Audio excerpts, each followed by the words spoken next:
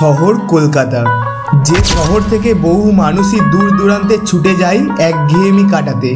কেউ যায় পাহাড়ে, কেউ যায় সমুদ্রে, আবার কেউ যায় মন্দির দর্শনে।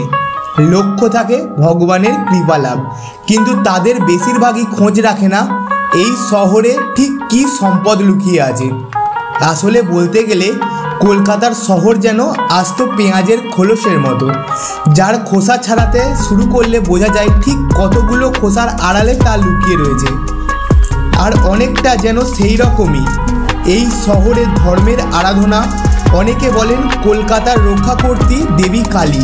সত্যিই তো, এই শহরে রয়েছে সতীপীঠ, শহরের অলিতে গলিতে রয়েছে কালী মন্দির, রয়েছে শক্তির আরাধনা কেন্দ্র, কিন্তু তার সঙ্গে এই শহরেই রয়েছে বহু জাগ্রত মন্দির, যেখানে কিন্তু অন্যান্য দেবদেবীর পুজোও হয়। সেই খবর কিন্তু খুব কম লোকই রাখেন, তবে যারা রাখেন তারা অবশ্য নিয়মিত যাতায়াত করেন সেই সব মন্দিরে। শহর কলকাতার এমনই এক মন্দির হলো বৈকুণ্ঠনাথ মন্দির। নামের মধ্যেই লুকিয়ে আছে এখানে কোন দেবতার পুজো হয়। নতুন কোনো গজিয়ে ওঠা মন্দির নয়, শহর কলকাতার বুকে এই মন্দির তৈরি হয়েছিল 82 বছর আগে। মন্দিরটি তৈরি করেছিলেন মহারাজ রেবতী নারায়ণ তিওয়ারি, ছেলে মহারাজ প্রয়াগ নারায়ণ তিওয়ারি।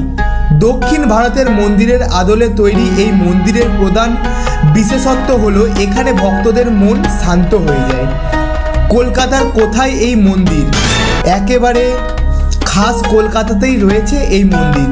জায়গাটা জোড়াসাঁকো, হুগলি নদীর ধারে। দেখলে মনে হবে কলকাতা নয়, দক্ষিণ ভারতের কোনো মন্দিরে চলে এসেছি, অবিকল সেই রকম। মন্দিরের গর্ভগৃহের দুপাশে রয়েছে শ্রীদেবী ও ভূদেবীর মূর্তি, আর রয়েছেন বৈকুণ্ঠনাথ শ্রীকৃষ্ণের পাথরের মূর্তি। মন্দিরের ভিতরটা সাদা মার্বেল দিয়ে তৈরি, আর এখানে আছে দর্শনার্থীদের বসার জায়গাও। কথিত আছে এই মন্দিরে ভগবান অত্যন্ত জাগ্রত, ভক্তদের তিনি নিরাশ করেন না, ভক্তদের প্রার্থনা তিনি অচিরতেই পূর্ণ করেন। তাহলে চলুন ঘুরে আসি এই মন্দির। তাহলে প্রথমে আপনাদেরকে যেতে হবে হাওড়া স্টেশনে। আপনার বাড়ি যেখানেই হোক না কেন, আপনারা চলে আসুন হাওড়া স্টেশনে। হাওড়া স্টেশন থেকে কোথায় যাবেন, এর লোকেশান কি, কোথায় কোথায় আপনাদেরকে যেতে হবে, এবং কি বার কটা থেকে এই মন্দির খোলে এবং কটার সময় এই মন্দিরের দরজা বন্ধ করে দেওয়া হয়, সমস্ত কিছু ডিটেলসে বলবো। তো হাওড়া স্টেশনে নেবে আপনারা যদি বাসে করে যেতে চান, তাহলে হাওড়া স্টেশন থেকে শিয়ালদাগামী যে কোনো বাস ধরবেন। বাস ধরে আপনাদের নামতে হবে MG রোড, অর্থাৎ মহাত্মা গান্ধী রোড বাস স্টপেজে। সেখান থেকে আপনাদেরকে পায়ে হেঁটে যেতে হবে এই বৈকুণ্ঠনাথ মন্দিরে। তো মন্দিরের লোকেশানটা হচ্ছে 12/A কালীকৃষ্ণ ঠাকুর স্ট্রিট, নিয়ার গণেশ টাকি, কলকাতা। তো আপনারা যদি চান মেট্রোতেও যেতে পারেন। মেট্রোতে যাওয়ার ক্ষেত্রে বলে রাখি, আপনারা চাইলে MG রোড অর্থাৎ মহাত্মা গান্ধী রোড বা গিরিশ পার্ক, এই দুটি মেট্রো স্টেশনের মধ্যে কোনো একটিতে নামতে পারেন। তো সেখান থেকে 5 মিনিট হাঁটা পথ, আপনারা 5 মিনিট হাঁটলেই পৌঁছে যাবেন এই বৈকুণ্ঠনাথ মন্দিরে। তো এই কি বার এই মন্দির কখন খোলা হয় এবং কটার সময় এই মন্দিরের দরজা বন্ধ করে দেওয়া হয়? সোম থেকে রবি প্রতিদিনই খোলা থাকে এই মন্দির। সকাল 5:30টার সময় এই মন্দির খোলা হয় এবং এখানে সন্ধ্যা আরতির টাইম 7:30টা, এবং এই মন্দির 5:30 থেকে খুলে সকাল 11টার সময় বন্ধ করে দেওয়া হয়, এবং বিকেলে খোলা হয় 4:15 নাগাদ, এবং রাত্রিরে বন্ধ করা হয় রাত্রি 8:30টা নাগাদ।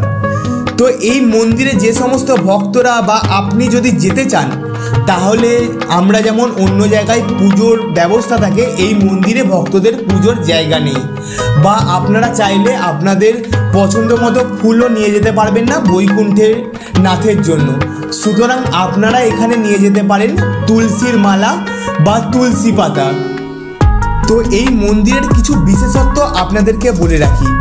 এই মন্দিরের দুপাশে, গর্ভগৃহের দুপাশে রয়েছে শ্রীদেবী এবং ভূদেবীর মূর্তি, এবং এই মন্দিরকে যে রক্ষা করছে এই মন্দিরের বৈকুণ্ঠনাথের সামনে রয়েছে দুটো পিলার। এই মন্দিরের সামনে রয়েছে দুটো পিলার।